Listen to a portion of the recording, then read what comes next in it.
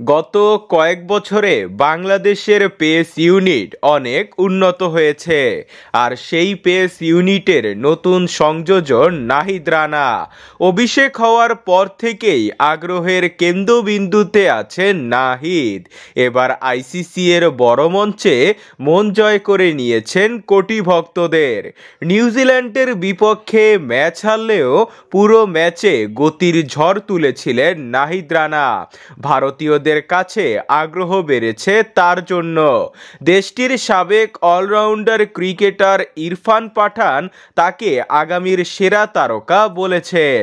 তিনি স্পষ্ট ভাষায় তার যত্ন নিতে বলেছেন, আর এতেই আইপিএল এর দরজা খুলছে নাহিদ রানার। ভারতের সাবেক ক্রিকেটার দীনেশ কার্তিকের মতে তাকে ভারতের বিপক্ষে একাদশে না দেখতে পেয়ে কিছুটা অবাক হয়েছিলেন। ইরফান পাঠানের কথায় সহমত পোষণ করেছেন পাকিস্তানের দুই কিংবদন্তি ক্রিকেটার ওয়াসিম আকরাম ও ওয়াকার ইউনুস।